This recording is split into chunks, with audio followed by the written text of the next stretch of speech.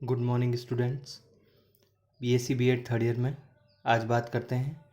Next topic आपके thyroid जो ग्रंथि है उसके जो हार्मोन, पिछली क्लास में आपको इसके फंक्शन बताए गए थे।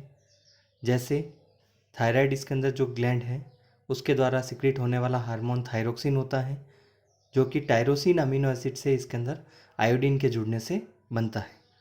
और विभिन्न प्रकार की इसके अंदर क्रियाएँ शरीर में इसके अंदर कह सकते हैं तापमान का या टेम्परेचर का कंट्रोल हो, या डेवलपमेंट हो, नॉर्मल डेवलपमेंट हो, ग्रोथ, एम्फीबिया में मेटामॉर्फोसिस हो, या सेल की इसके अंदर फिजियोलॉजी हो, सेल सही से कार्य कर रही है या नहीं कार्य कर रही है।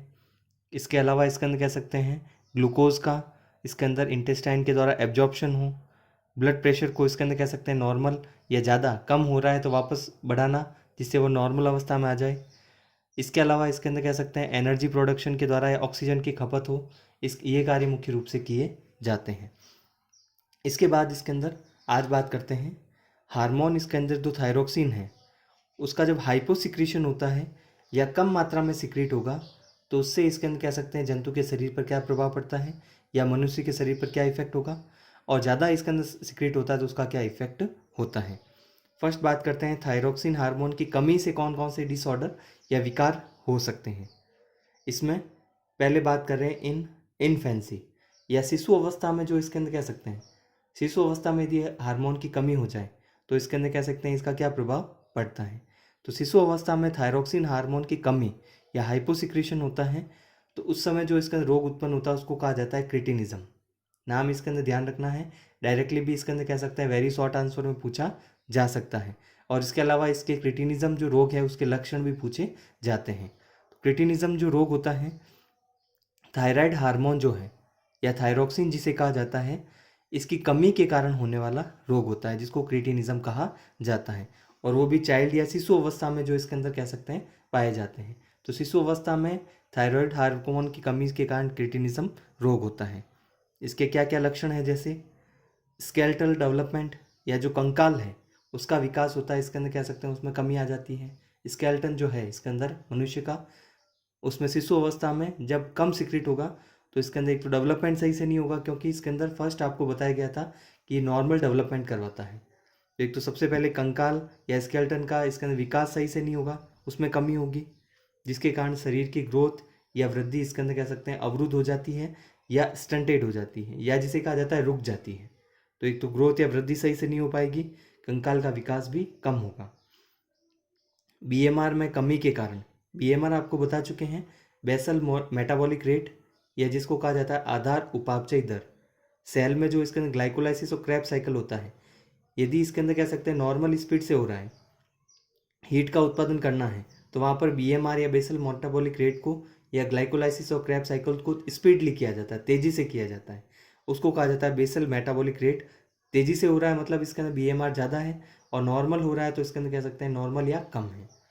तो बेसल मेटाबॉलिक रेट में कमी के कारण पल्स रेट और रेस्पायरेशन रेट, पल्स रेट इसके अंदर जो है और रेस्पायरेशन रेट में इसके अंदर कह सकते हैं, या बीएमआर इसके अंदर कह सकते हैं जब कम होगा, क्योंकि हार्मोन कम है तो नॉर्मल तो इसका कार्य होता है बीएमआर या बेसल मेटाबॉलिक रेट किसके अंदर, या जिसे कहा जाता है आधार उपापचय दर के द्वारा इसके अंदर ऑक्सीजन की खपत को बढ़ाता है। तो इसके अंदर ऊर्जा का उत्पादन ज़्यादा या बेसल मेटाबॉलिक रेट बढ़ती है जब नॉर्मल होता है। लेकिन बीएमआर कम होगा तो पल्स रेट भी कम होगी। पल्स रेट मतलब जैसे मनुष्य का हृदय जैसे 1 मिनट में 72 बार धड़कता है, पल्स इसके अंदर 72 होती है। और रेस्पायरेशन रेट मतलब इसके अंदर ऑक्सीजन जो इसके अंदर जा रही है वहाँ से रेस्पिरेटरी सिस्टम के द्वारा, जैसे आपको बताया था एल्वियोलाई से ब्लड में जाती है, तो ऑक्सीजन में भी इसके अंदर कह सकते हैं खपत में भी वहाँ पर कमी आएगी, और पल्स भी कम होगी, 72 नहीं होगी, कम होगी। तो ये इसके अंदर कह सकते हैं लक्षण हो सकता है। बीएमआर यदि कम होगा तो पल्स जैसे हृदय के द्वारा इसके अंदर ब्लड जो विभिन्न भागों में जाएगा वो भी कम जाएगा, और रेस्पिरेशन रेट ऑक्सीजन की भी इसके अंदर कह सकते हैं डिमांड कम होगी। तंत्रिका तंत्र का इसके अंदर कह सकते हैं सामान्य विकास नहीं होगा, तंत्रिका तंत्र का डेवलपमेंट सही से नहीं हो पाएगा, जिसके कारण मेंटल इसके अंदर कह सकते हैं प्रॉब्लम हो सकती है, मेंटल डेफिशिएंसी हो सकती है, या जिसे कहा जाता है मानसिक कमी हो सकती है, तंत्रिका तंत्र का विकास सही नहीं होगा तो। इसके अलावा जनन अंगों का विकास इसके अंदर सही नहीं हो पाता है। द्वितीयक जनन लक्षण इसके अंदर, या जिसे कहा जाता है सेकेंडरी सेक्सुअल कैरेक्टर, उनका विकास इसके अंदर अवरुद्ध हो जाता है, रिटार्ड हो जाता है, तो वह भी इसके अंदर सभी लक्षण इसके अंदर किसके अंतर्गत आते हैं? ये सभी लक्षण आते हैं जो बीएमआर में कमी होना या वृद्धि, तंत्रिका तंत्र में भी इसके अंदर ग्रोथ सही से नहीं हो पाती, डेवलपमेंट सही से नहीं हो पाता है, यह थायराइड हार्मोन की कमी के कारण होने वाला रोग होता है जिसको क्रिटिनिज्म कहा जाता है। इसके अलावा वयस्क जंतु में या एडल्ट में, वयस्क इसके अंदर एनिमल की बात कर रहे हैं या मनुष्य में भी हो सकता है, तो मनुष्य में जैसे इसके अंदर अभी बात कर रहे हैं मनुष्य की बात कर रहे हैं, या एडल्ट इसके अंदर कह सकते हैं जो एनिमल है, तो वयस्क इसके अंदर मनुष्य जो है उसमें इसके अंदर कह सकते हैं इसके कारण कौन सा रोग होता है? उसके कारण इसके अंदर होने वाले रोग को कहा जाता है मिक्सोएडिमा, या जिसको गल डिजीज भी कहते हैं। तो मिक्सोएडिमा या गल रोग जो होता है वह किसके कारण होता है? वह वयस्क इसके अंदर मनुष्य में, ह्यूमन बीइंग की बात कर रहे हैं, मनुष्य में थायराइड हार्मोन की कमी के कारण होने वाला रोग है।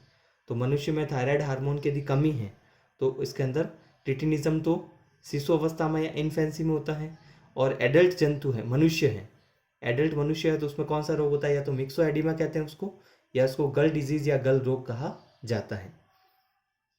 इसके क्या लक्षण होते हैं मिक्सोएडिमा या गल डिजीज के? बीएमआर, बेसल मेटाबॉलिक रेट, शरीर का तापमान, पल्स रेट, या जिसे कहा जाता है इसके अंदर पल्स दर, जो जैसे अभी आपको बताया 72 होती है नॉर्मल, कम हो जाती है। तो वयस्क में भी जैसे हार्मोन कम होगा तो ये सभी चीज़ें कम होंगी, और यदि ज़्यादा होगा तो ये सभी चीज़ें बढ़ेगी। तो जो लक्षण है इसके अंदर, इसमें जो लक्षण आपको बताए थे सामान्य अवस्था में तो इसके अंदर कह सकते हैं सामान्य होते हैं, लेकिन हार्मोन की कमी या अधिकता के कारण वह लक्षण जो है उसमें भी वृद्धि हो सकती है या कमी आ सकती है। तो पल्स रेट, तापमान और बीएमआर इसके अंदर कह सकते हैं इंक्रीज होगी, और जिसके कारण या कमी आती है, कम हो जाती है, शरीर का तापमान भी कम होगा, जिसके कारण क्या होगा? शरीर का तापमान कम होगा, बीएमआर कम होगी, तो आसानी से कोल्ड से इसके अंदर कह सकते हैं सेंसिटिव हो जाता है, या आसानी से इसके अंदर कह सकते हैं उसको जुकाम भी लग सकता है। सर्दी से इसके अंदर बहुत ज़्यादा सेंसिटिव हो जाता है, तो सर्दी इसके अंदर कह सकते हैं टेम्परेचर थोड़ा भी कम हुआ एनवायरनमेंट में तो इसके अंदर वहाँ पर आसानी से इसके अंदर सेंसिटिव होने के कारण जुकाम लग सकता है। तो एक तो कंडीशन ये हो गई मिक्सोएडिमा में, सबसे पहले इसका लक्षण ये हो गया एडल्ट में। इसमें सामान्य एडिमा, एडिमा का सामान्य अर्थ होता है सूजन आना या स्वेलिंग होना, तो इसमें इसके अंदर कह सकते हैं सामान्य जो एडिमा हो जाता है इसके कारण इसको मिक्सो एडिमा नाम देते हैं, सूजन आ जाती है। कैसे होता है ये? इसमें हाथ और फेस पर, चेहरे इसके अंदर कह सकते हैं जो है, और हाथ पर इसके अंदर कह सकते हैं फूल जाते हैं या पफीनेस हो जाती है। और पफीनेस किस कारण होती है? हाथ और चेहरे की त्वचा के नीचे इसके अंदर क्या होता है कि इसके अंदर एल्बुमिनियम इसके अंदर सेमी फ्लूइड या अर्धद्रव जमा हो जाता है। तो इसको ये समझ सकते हैं कि फेस या चेहरे की इसके त्वचा और हाथ की जो त्वचा होती है उसके नीचे एल्बुमिनियम सेमी फ्लूइड या अर्धद्रव जमा हो जाता है। इस कारण इसके अंदर हाथ और फेस इसके अंदर कह सकते हैं उसमें पफीनेस आ जाती है, फूल जाते हैं। तो अर्धद्रव इसके अंदर कह सकते हैं किसके नीचे जमा होता है? हाथ और चेहरे की त्वचा के नीचे। तो वहाँ पर क्या होगा? द्रव जमा होने के कारण हाथ और फेस इसके अंदर फूल जाते हैं। फूल जाने के कारण क्या होता है? इस कंडीशन को एडिमा कहते हैं, एडिमा कंडीशन हो जाती है। दूसरा लक्षण ये हो गया। तीसरा होता है इसके अंदर त्वचा रूखी, सूखी और खुरदरी हो जाती है, कोर्स हो जाती है और सूखी हो जाती है, ड्राई हो जाती है। और इसके अलावा लक्षण होता है बालों में कमी होने लगती है, हेयर लॉस होने लगता है, क्योंकि इसके अंदर जैसे अभी आपको बताया, इसमें पिछली क्लास में बताया गया था कि इसके अंदर थायरोक्सिन जो हार्मोन है हेयर का इसके अंदर डेवलपमेंट नॉर्मल करता है, स्किन को इसके अंदर हेल्दी रखता है, और हेयर इसके अंदर कह सकते हैं इसको हेल्दी रखता है। तो हार्मोन की कमी होगी तो त्वचा पर भी इफेक्ट होगा और हेयर पर भी इफेक्ट होता है। फोर्थ, इसके अंदर इसमें मानसिक क्रियाएं इसके अंदर कह सकते हैं धीरे होने लग जाती है, मेंटल रिएक्शन, मेंटल इसके अंदर डेफिशिएंसी जैसे इसके अंदर हो सकती है, स्लो होने लग जाती है, या इसके अंदर तंत्रिका तंत्र सही से कार्य नहीं कर पाता है। इसके अलावा ब्लड में कमी या एनीमिया होने लग जाता है। ये सभी लक्षण इसके अंदर किसके होते हैं? ये मिक्सोएडिमा या गल डिजीज के होते हैं, जो कि वयस्क मनुष्य में हार्मोन की कमी के कारण या हाइपोसिक्रेशन के कारण होने वाला रोग होता है। इसके अलावा एक सेकंड कंडीशन देखते हैं जिसको कहा जाता है सिंपल गॉइटर, या इसके अंदर कह सकते हैं सिंपल गॉइटर कह सकते हैं, या गलगंट रोग, या जिसको एंडेमिक गॉइटर भी कहते हैं। तो पहले जो आपको बताएं इसके अंदर दोनों वयस्क जंतु में मिक्सोएडिमा या गल डिजीज और क्रिटिनिज्म, ये भी हाइपोसिक्रेशन, लेकिन ये शिशु अवस्था में होता है। दूसरी कंडीशन हाइपोसिक्रेशन के कारण क्या हो सकती है? कॉमन इसके अंदर कह सकते हैं यह रोग आपने सुना होगा इसके बारे में, सिंपल गॉइटर या गलकंट रोग या एंडेमिक गॉइटर जिसको कहते हैं। सामान्य गॉइटर जो रोग होता है, यह रोग किस कारण होता है? यह रोग भोजन में, डाइट में इसके अंदर आयोडीन की कमी के कारण होता है। आपने सुना होगा इस रोग के बारे में कि आयोडीन की कमी के कारण गलगंट या गेंगा रोग हो जाता है। तो गॉइटर कह सकते हैं या इसको गलगंट या गेंगा रोग कहा जाता है। तो गेंगा रोग किसके कारण होता है? आयोडीन की कमी के कारण होगा। ये उस स्थानों पर होता है जहाँ पर सॉइल में या वाटर में, सॉइल में इसके अंदर कह सकते हैं आयोडीन कम होगा, तो इसके अंदर कह सकते हैं फसलों में आयोडीन नहीं आएगा, या डाइट में कमी होगी, या पानी में आयोडीन की कमी होती है। तो इस रोग में क्या होता है, इसके अंदर आयोडीन इसके अंदर कह सकते हैं यदि कमी है तो इस रोग में थायराइड ग्रंथि जो होती है, जो कि गर्दन भाग में पाई जाती है, वह बड़ी हो जाती है। एनलार्जमेंट ऑफ थायराइड ग्लैंड, तो थायराइड ग्लैंड इसके अंदर कह सकते हैं यहाँ पर जो है वह बड़ी हो जाती है, जिससे गर्दन पर क्या होता है, सूजन दिखाई देने लगती है। तो थायराइड ग्रंथि बड़ी हो जाएगी, जिससे क्या होगा, गर्दन पर स्वेलिंग या सूजन दिखाई देने लगती है। ये किस कारण होता है? आयोडीन की कमी के कारण। इसको गलगंट या गेंगा रोग भी कहते हैं।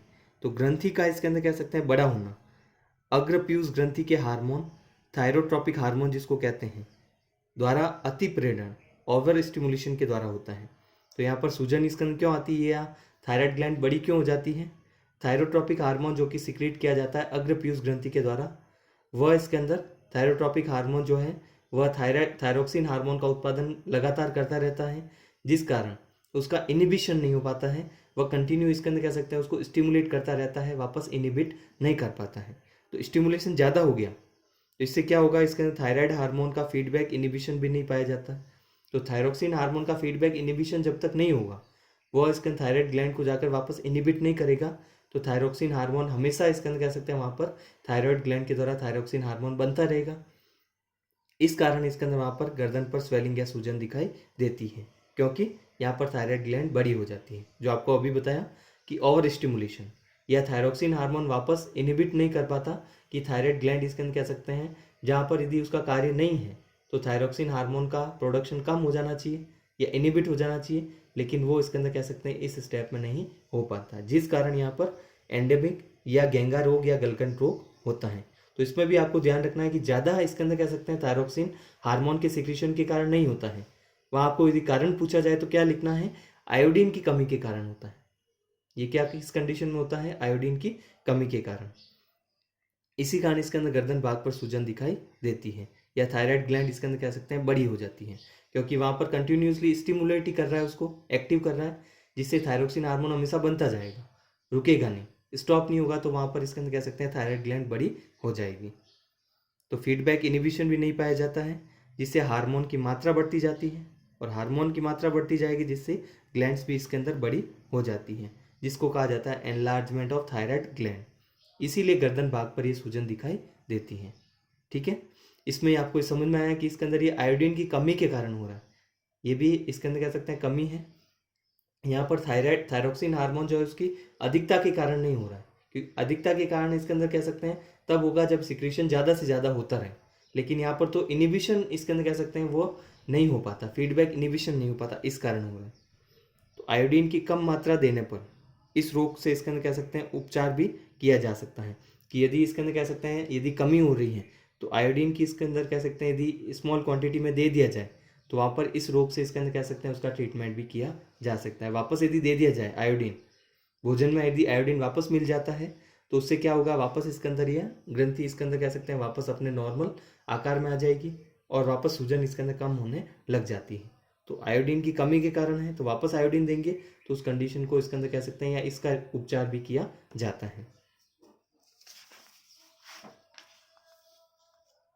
आगे इसके अंदर बात करते हैं, थायराइड ग्रंथि है, उसके द्वारा सिक्रीट होने वाला हार्मोन यदि ज़्यादा मात्रा में सिक्रीट होता है, जिसको कहा जाता है हाइपर सिक्रीशन होता है, तो उस कंडीशन में इसके अंदर कह सकते हैं कौन सा रोग हो सकता है।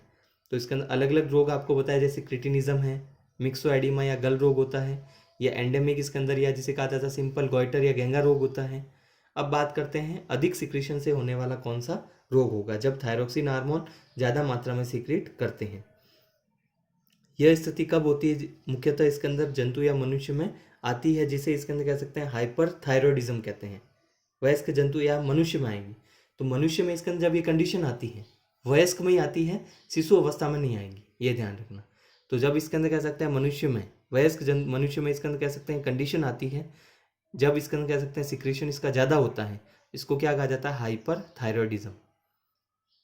इसके द्वारा कौन सा रोग होता है, जैसे उसे कहा जाता है एक्सोप्थेल्मिक गॉइटर या एक्सोप्थेल्मिक गैंगा रोग, या उसी को कहा जाता है इसके अंदर कह सकते हैं ग्रेव डिजीज। तो ग्रेव रोग भी इसके अंदर पूछा जा सकता है आपके एग्जाम में, वेरी शॉर्ट आंसर में या शॉर्ट आंसर में, कि ग्रेव रोग क्या होता है, इसके क्या लक्षण होते हैं, किस कारण होता है। तो ग्रेव रोग या उसी को कहा जाता है एक्सोप्थेल्मिक इसके अंदर गॉइटर या गैंगा रोग। और ये किस कारण होता है, जैसे अभी आपको बताया, थायराइड जो हार्मोन होता है या जिसको थायरोक्सिन कहते हैं, उसके अधिक सिक्रीशन के कारण होगा। तो यदि ज़्यादा मात्रा में सिक्रीट हो रहा है तो इस कारण होने वाले रोग को ग्रेव रोग, तो गल रोग तो कमी के कारण होता है, और ग्रेव रोग जो होता है वह अधिकता के कारण होता है। इसके क्या लक्षण होते हैं, जैसे सबसे पहले इसके अंदर लक्षण होगा इसका BMR या बेसल मेटाबॉलिक रेट इसके अंदर बढ़ जाती है। तो उसमें क्या हो रहा था, इसके अंदर बेसल मेटाबॉलिक रेट कम हो रही थी, कम सिक्रेट हो रहा था, तो बेसल मेटाबॉलिक रेट इसके अंदर वहाँ पर क्या हो रहा था, कमी आ रही थी उसमें। बेसल मेटाबॉलिक रेट यहाँ पर क्या होती है, बढ़ जाती है, जिससे इंडिविजुअल या जो मनुष्य होता है इसके अंदर कह सकते हैं, जैसे बेसल मेटाबॉलिक रेट बढ़ी तो ज़्यादा से ज़्यादा तेज़ी से इसके अंदर ग्लाइकोलाइसिस क्रैप साइकिल होगी, तो हीट का उत्पादन ज़्यादा होगा, और हीट का उत्पादन ज़्यादा होगा तो मनुष्य अपने शरीर के अंदर ऐसे महसूस करेगा जैसे अंदर से इसके अंदर कह सकते हैं बहुत ज़्यादा इसके अंदर बर्निंग हो रही है, जल रहा हो, क्योंकि वहाँ पर ATP का उत्पादन इसके अंदर कह सकते हैं वह भी होता है, लेकिन हीट का प्रोडक्शन ज़्यादा होने के कारण वह स्वयं अंदर से जलता हुआ महसूस करता है, क्योंकि वहाँ पर बेसल मेटाबॉलिक रेट बढ़ जाती है। तो ये कंडीशन हो सकती है अंदर से बर्निंग हिमसेल्फ, या अंदर से खुद इसके अंदर जैसे जल रहा हो, आग से जैसे जलते हैं जिस प्रकार से, तो उसमें ये अंदर से जलता हुआ महसूस करता है। बेसल मेटाबॉलिक रेट या BMR बढ़ने के कारण सबसे पहला लक्षण ये होगा। उसके अलावा थकान होती है, रेस्ट लेसनेस, थकान, चिंता या उत्कंठा होना, पेशियों में इसके अंदर कह सकते हैं कमजोरी या मस्कुलर वीकनेस, भार में कमी होना, वेट लॉस होना भी इसके लक्षण होते हैं। सेकंड लक्षण ये हो गया, हार्ट रेट बढ़ जाती है, हृदय तेजी से कार्य करता है, पल्स रेट बढ़ती है, 1 मिनट में जैसे 72 होती है 72 वह बढ़ जाती है। उसके साथ साथ रेस्पिरेशन रेट भी बढ़ती है, श्वसन दर भी बढ़ेगी, क्योंकि यहाँ पर पल्स रेट इसके अंदर कह सकते हैं ज़्यादा होगी, हार्ट रेट ज़्यादा होगी, तो ऑक्सीजन की डिमांड भी बढ़ती है, तो श्वसन रेट भी बढ़ जाएगी। शरीर का तापमान बढ़ेगा, तो जैसे अभी आपको बताया तापमान बढ़ता है, टेम्परेचर बढ़ता है, हीट प्रोडक्शन ज़्यादा होता है, तो अपने अंदर से जलता हुआ महसूस करता है, और तापमान ज़्यादा बढ़ता है तो अंदर से इसके अंदर कह सकते हैं टेम्परेचर बढ़ेगा, तो वहाँ पर स्वेटिंग भी ज़्यादा होती है, पसीना भी ज़्यादा आता है। इसके अलावा अधिक हार्मोन के सिक्रीशन को, थायराइड ग्लैंड को हटाकर इसका उपचार किया जाता है। तो यहाँ पर जो कंडीशन आपको बताई है कि ज़्यादा सिक्रीशन किया जाता है तो हाइपरथायरॉयडिज्म इसके अंदर कंडीशन होती है, और अधिक मात्रा में थायरोक्सिन हार्मोन के सिक्रीशन के कारण होने वाला रोग को ग्रेव डिजीज कहा जाता है, और यह जिसको एक्सोप्थेल्मिक गॉइटर कहते हैं। और गल रोग किस कारण होता है, थायरोक्सिन हार्मोन की कमी के कारण होने वाला रोग होता है। तो यहाँ पर ग्रेव रोग के लक्षण क्या है, ये बर्निंग होना या अंदर से जलता हुआ महसूस करना, pulse rate, heart rate, respiration या श्वसन दर का बढ़ना, पसीना ज़्यादा आना, टेम्परेचर बढ़ना, वीकनेस होना, थकान ज़्यादा होना, ये सभी लक्षण इसके अंदर इसमें ग्रेव रोग या ग्रेव डिजीज़ के होते हैं। तो ग्रेव रोग इसके अंदर जो हैं उसके जो लक्षण हैं वो आपको इसके अंदर बताए गए हैं। नेक्स्ट इसके अंदर क्लास में नेक्स्ट टॉपिक के बारे में बात करेंगे।